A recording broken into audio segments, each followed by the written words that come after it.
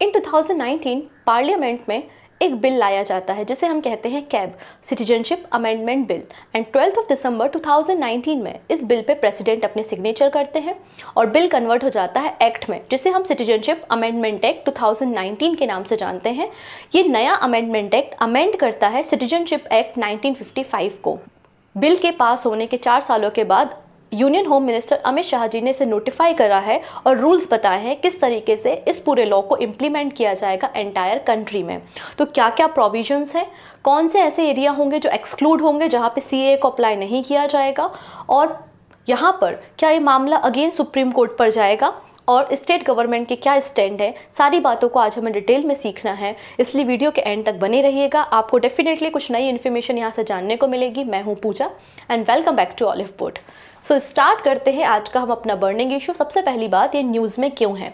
जैसा कि मैंने बताया कि सिटीजनशिप अमेंडमेंट एक्ट को 2019 में पार्लियामेंट ने पास किया था। 4 सालों के बाद union home minister Amit Shah ji ने नोटिफाई किया है the rules to implement the law, कि कैसे हम इसे इम्प्लीमेंट करेंगे।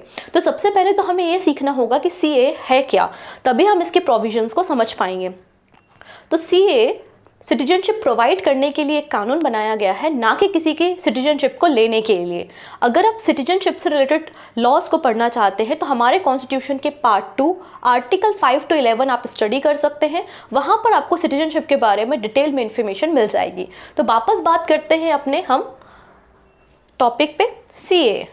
तो सबसे पहले हमें जानना पड़ेगा कि सीए क्या है। ये है हमारा प्यारा भारत और इंडिया के जो 3 इंपॉर्टेंट नेबरिंग कंट्री हैं जहाँ पे मेजॉरिटी पॉपुलेशन मुस्लिम है, पाकिस्तान, अफगानिस्तान और बांग्लादेश।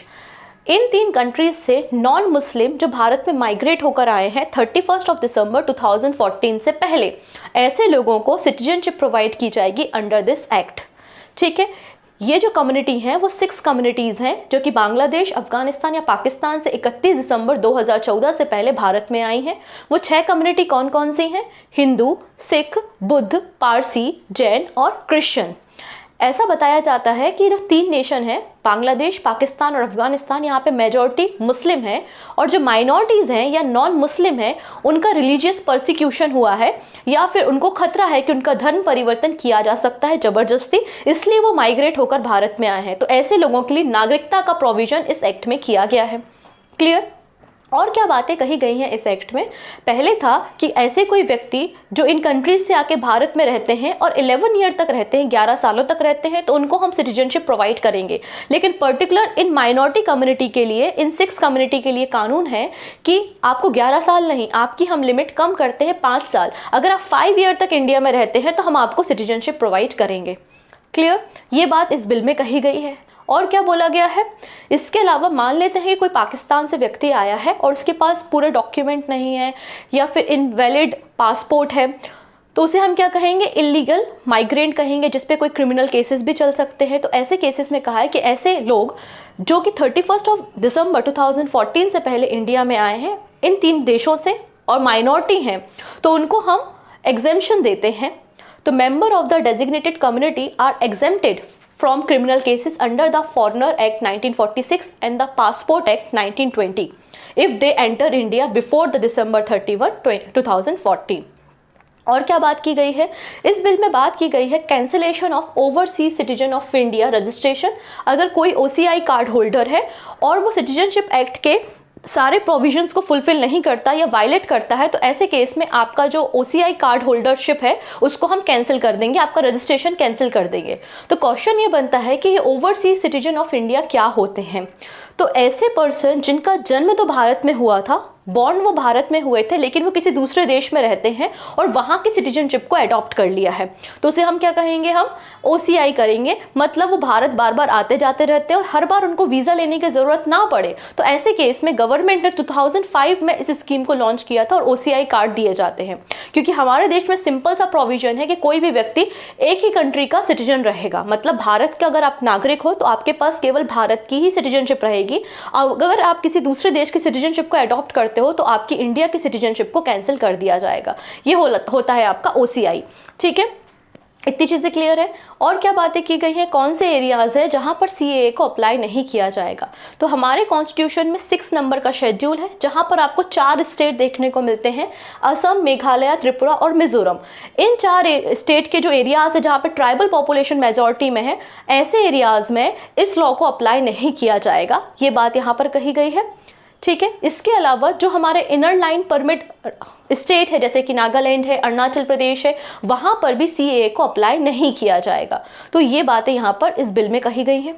ठीक है, नेक्स्ट बात कर लेते हैं। अब इसमें अप्लाई कैसे करना है।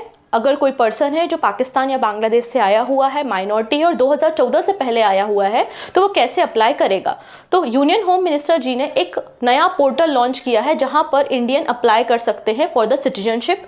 ठीक है, ये केवल ऑनलाइन मोड पर ही होगा, ऑफलाइन मोड पे अवेलेबल नहीं होगा। और मोबाइल के लिए बहुत जल्दी एक सीए 2019 करके एप्लीकेशन को भी लॉन्च किया जाएगा।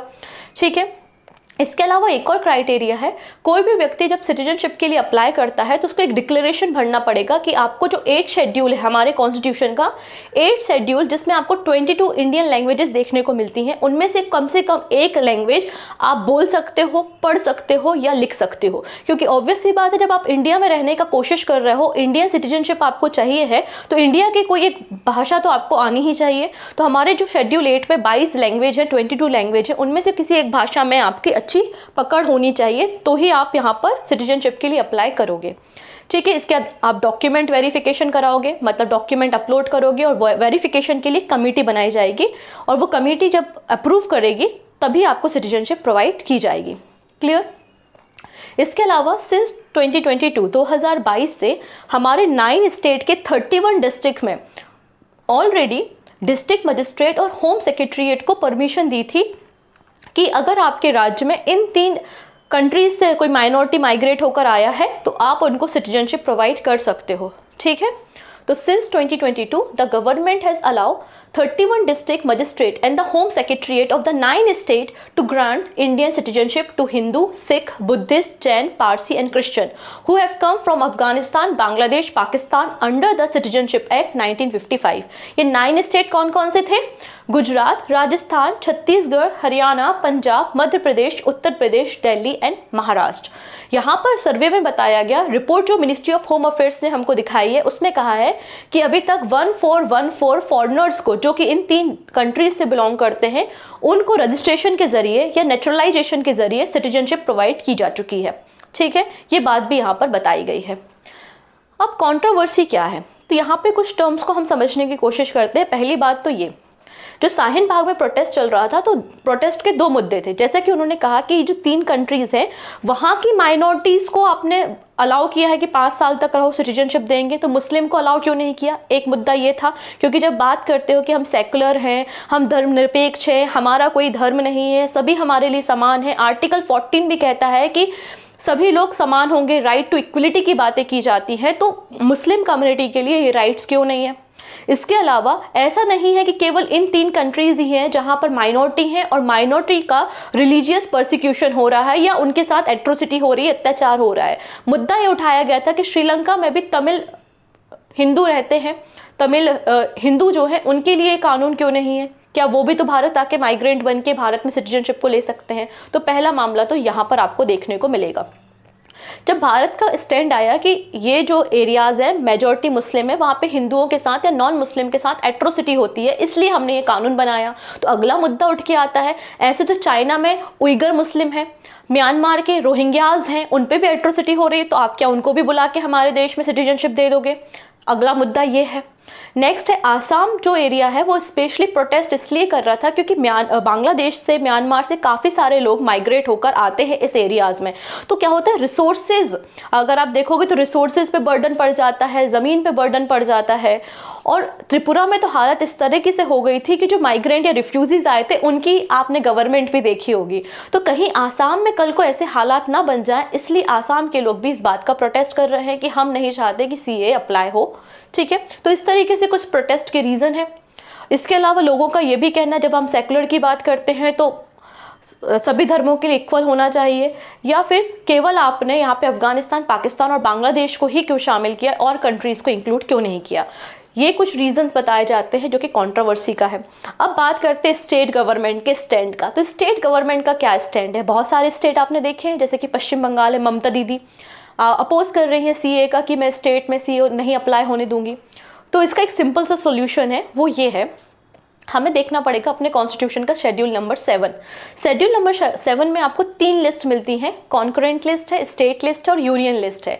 तो सिटीजनशिप, किसी व्यक्ति को नागरिकता देना, ये आपके सेंट्रल लिस्ट का मामला होता है और सेंट्रल लिस्ट के जो सब्जेक्ट होते हैं उस पर कानून बनाने का अधिकार भी सेंट्रल गवर्नमेंट को होता है। तो सेंट्रल गवर्नमेंट में कानून बना दिया, अब स्टेट की रिस्पॉन्सिबिलिटी है कि आप उसको इंप्लीमेंट करो। अगर कोई स्टेट उसे इंप्लीमेंट नहीं करता तो ये मामला पहुंच जाएगा किसके पास? गवर्नर के पास, और गवर्नर को कहा जाएगा अंडर द आर्टिकल 356 कि सेंट्रल के कानूनों को नहीं मान रहा है स्टेट, और उस पर्टिकुलर स्टेट में फिर गवर्नर रूल या फिर प्रेसिडेंट रूल भी आ सकता है। और जैसे अगर प्रेसिडेंट रूल आया तो ऑब्वियस सी बात है उस एक्ट को वहां पर इंप्लीमेंट कर दिया जाएगा। तो स्टेट के पास प्रोटेस्ट करने के अलावा फिलहाल तो कोई ऑप्शन यहां पर समझ में नहीं आता। तो आज हमने बेसिकली इस पूरे सेशन में कुछ इंपॉर्टेंट शेड्यूल्स के बारे में बात की, शेड्यूल 6, शेड्यूल 8 एंड शेड्यूल 7। तो आपके अपकमिंग एग्जाम के लिए इंपॉर्टेंट होगा। तो मिलते हैं नेक्स्ट वीडियो में ऐसे ही कुछ नए बर्निंग इशू के साथ। एंड डेली करंट अफेयर्स के लिए आप फॉलो कर सकते हैं morning 7। So take care and bye bye.